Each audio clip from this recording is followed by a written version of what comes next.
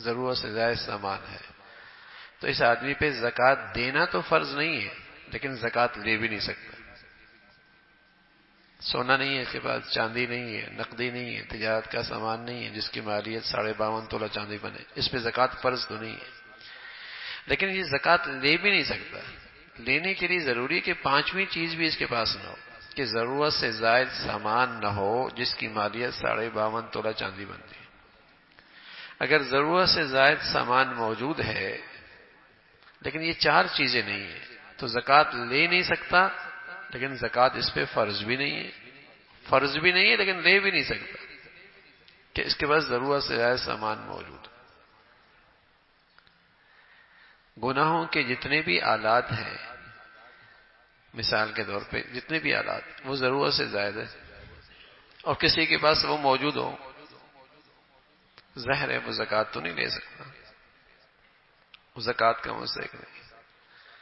تو عام طور پہ غلط فہمی لینے والے کی بھی ہوتی ہے، دینے والے کی بھی ہوتی ہے۔ دینے والا یہ سمجھتا ہے کہ چونکہ یہ اس کے پاس زکوٰۃ فرض نہیں ہے یہ اب زکوٰۃ لے سکتا ہے، لینے والا بھی نہیں سوچتا کہ ارے میاں زکوٰۃ کا مستحق ہونے کے لیے بھی تو کچھ شرائط ہیں، اسے بھی نہیں پتا ہوتا، وہ بھی زکوٰۃ لے رہا ہوتا ہے۔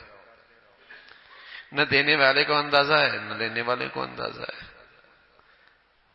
تو دینے والا بھی فکر مند ہو، لینے والا بھی اس بات کا اسے احساس ہو کہ اللہ نہ کرے کوئی ایسی چیز میرے مال میں آ گئی جس کا میں مستحق نہیں، تو میرا تو بقیہ زندگی بھی برباد ہو جائے گی، بقیہ مال بھی خراب ہو جائے گا۔ آپ علیہ الصلوۃ والسلام فرمایا کرتے تھے، میں قسم کھا کے کہتا ہوں جس کے مال میں زکوٰۃ کی رقم مل گئی اس کا مال دیگر بھی ہلاک ہو گیا۔ اب محدثین نے فرمایا اس کے دو ہی مطلب ہیں، ایک تو یہ کہ آدمی نے زکوٰۃ پوری نہیں نکالی تب بھی اس کا مال ہلاکت میں آ گیا، اور دوسرا مطلب یہ کہ ایک آدمی زکوٰۃ کا مستحق نہیں اور زکوٰۃ لے رہا ہے تو جو بقیہ مال اس کا اپنا پاک تھا وہ بھی خطرے میں آ گیا، وہ بھی خراب ہو جائے گا۔ تو زکوٰۃ لینا اس کے الگ، زکوٰۃ دینے کے نصاب الگ ہے، اس میں سونا ہے، چاندی ہے، نقدی ہے، تجارت کا سامان ہے، کہ اتنی بھی اگر نقدی اس کے پاس ہوئی جس کی مالیت 52.5 تولہ چاندی بنتی ہے اور اس پہ سال گزر جاتا ہے، وہ آدمی مالدار ہے، اسے زکوٰۃ دینی ہوگی، 2.5% دینی ہوگی۔ زکوٰۃ لینے کے لیے شرط پانچویں بھی ہے کہ اس کے پاس ضرورت سے زائد سامان نہ ہو، جس کی پورے سال ضرورت نہیں پڑتی، جس کا استعمال نہیں کرتا، ضرورت سے زائد سامان ہے، تو ظاہر ہے اس کی رقم بھی جو اس کے اوپر بھی وہ آدمی بھی زکوٰۃ نہیں لے سکتا۔ تو اگر کسی کے پاس 52.5 تولہ چاندی یا 7.5 تولہ سونے میں سے جس کی قیمت بھی کم تر ہو، اس کے برابر روپیہ پیسہ موجود ہے، سال گزر جائے تو اس نقدی پہ زکوٰۃ فرض ہے۔ اور وہ نقدی کتنی ہے، زکوٰۃ کتنی فرض ہے؟ یعنی 1000 روپے میں 250 روپے، لاکھ روپے میں 2500 روپے۔ اللہ میاں چاہتے تو میاں جتنا بچ جائے نا سال کے آخر میں سب میرے راستے میں خرچ کر دو، سب فرض ہے۔ سال پورا ہو گیا، جتنا خرچ کر لیا، جتنا بچ گیا سب دے دو، مانا۔ اور یہ بھی نہیں فرمایا میاں 20%، 10%، 2.5%، 2.5%، یعنی 100 میں 2.5 روپے، 1000 میں یعنی 100 میں 25 روپے، اور لاکھ میں 2500 روپے، کروڑ میں 2.5 لاکھ روپے، یعنی اس کی تو کوئی وہ حیثیت ہی نہیں ہے۔ لیکن سبحان اللہ، اللہ کے نبی فرمایا کرتے تھے حیثیت بہت ہے، اگر دل کی خوشی کے ساتھ دو گے، صحیح نیت سے دو گے، تمہارا مال محفوظ ہو جائے گا، اور تمہارے اندر جو ایک جذبہ ہے مال کی محبت کا، وہ مرض بڑھے گا نہیں، اس مرض کو شفا مل جائے گی، اس مرض کو شفا مل جائے گی۔ تیسرا فائدہ کیا ہوگا؟ اللہ رب العزت اس کا متبادل بھی عطا فرمائے گا۔ یہ تو ایسا ہے جیسے تم نے اللہ تعالیٰ کو قرضہ دیا ہے، اور اللہ رب العزت قرضہ کئی گنا واپس کر کے لوٹائیں گے، دنیا میں لوٹائیں برکت کے انداز میں یا مقدار کے انداز میں، آخرت میں اللہ دیں گے اجر و ثواب کی شکل میں، وہ وہاں کی کرنسی وہاں ہوگی، ایک پاکستانی کرنسی ہے، ایک یورپ کی کرنسی ہے، افریقہ کی کرنسی ہے، ہر ملک کی الگ الگ کرنسی ہے. تو آنکھ بند ہونے کے بعد جس ملک میں ہم جائیں گے، جہاں ہم شفٹ ہوں گے، وہاں کی الگ کرنسی ہوگی اور وہ نیکیوں کی شکل میں ہوگی، اجر و ثواب کی شکل میں ہوگی. تو فرمایا ہم اس کرنسی میں دیں گے تمہیں واپسی بدلا جس کا وہاں چلن ہے، جو وہاں کی مارکیٹ اور منڈی میں چلتی ہے، اور کئی گنا بڑھا کے دیں گے. تو اس لیے مسلمان بخوشی دیتا ہے، کہ گھاٹا تھوڑی ہے، نفع ہی نفع ہے، نفع ہی نفع ہے. امام عاصم رحمۃ اللہ علیہ کے یہاں ایک شاگرد آیا، کئی سال تک پڑھتا رہا. جاتے ہوئے استاد نے پوچھا کیا سیکھا؟ کہا چند باتیں سیکھی. کیا سیکھا؟ کیا ایک بات تو یہ سیکھی، آدمی جس سے بھی محبت کرتا ہے اس کی وہ محبوب ذات یا چیز اس سے جدا ہو جاتی ہے، زندگی میں یا مرنے کے بعد تو جدا ہو ہی جاتی ہے. تو میں نے کیا کیا، میں نے نیکیوں سے محبت کر لی جو کبھی مجھ سے جدا ہی نہ ہو. المال والبنون زینۃ الحیات الدنیا والباقیات الصالحات خیر عند ربک ثوابا وخیر عملا. میں نے نیکیوں سے محبت کر لی کبھی جدا ہی نہ ہو. کہا اور کیا سیکھا؟ کہا اور یہ سیکھا کہ آدمی جس چیز کو اس کی نظر میں قیمتی سمجھتا ہے نا، اسے بہت سنبھال کے رکھتا ہے. بتائیے نا، سونا کہاں رکھے گا گھر میں؟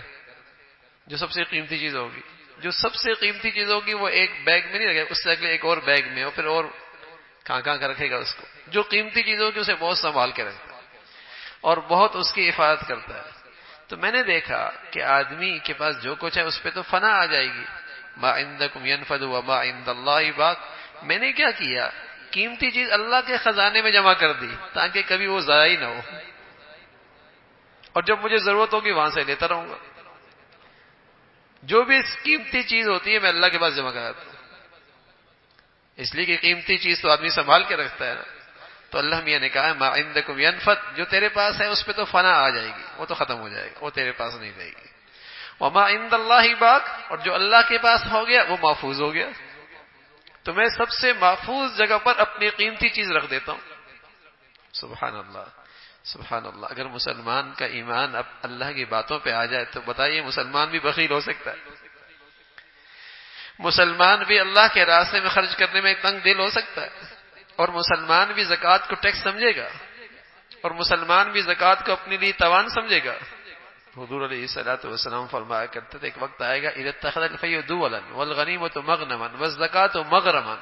ایک وقت آئے گا لوگ زکوٰۃ کو اپنے لیے بوجھ سمجھیں گے، توان سمجھیں گے. پھر دینا پڑ رہا ہے، نماز تو ٹھیک ہے بھائی لیکن یہ زکوٰۃ کیا آ گئی؟ بھائی حج عمرے تو ٹھیک ہے لیکن یہ زکوٰۃ کیا ہے؟ ہاں، زکوٰۃ کو یہ اپنے لیے بوجھ سمجھے گا، اس میں دل کی خوشی نہیں آتی، دل کی خوشی نہیں آتی کہ اتنی بڑی سعادت، اتنی بڑی توفیق، اتنا بڑا انعام کہ اللہ نے میرے نامہ اعمال میں یہ فریضہ بھی دے دی، مجھے اس فریضے کی سعادت بھی دے دی. تو دل کی خوشی کے ساتھ تو فرمایا کہ اس مال میں صرف 2.5% ہے، اور وہ بھی ہر مہینے نہیں، ہر مہینے نہیں، ہر سمائی، اور نہیں 6 مہینے کے بعد، وہ بھی سال کے بعد. سبحان اللہ، وہ بھی سال کے بعد. لیکن وہ جب دے تو بڑے دل کی خوشی کے ساتھ برضائے رغبت، ہاں، اور اس عبادت پہ اللہ کا شکر ادا کر. جیسے اللہ میاں ہمیں نماز پڑھنے کی توفیق دیتے ہیں، ہاں، تو دل میں شکر، اللہ تو نے نماز کی توفیق دے دی، خوش ہو اللہ، یہ کہاں میں اور کہاں یہ عبادت، تیرے سامنے میری پیشانی ٹکے، تیرا فضل ہے، تیرا کرم ہے. ایسی فریضہ زکوٰۃ کے بعد بھی احسان نہ جتلائے، احسان نہ جتلائے، بلکہ شکر گزار رہے، اندر سے شکر گزار ہو کہ اللہ تو نے مجھے توفیق دے دی، کہاں میں اور کہاں میرا مال، لیکن تیرے راستے میں قبول ہو جائے، میرے نصیب اچھے، میری قسمت اچھی.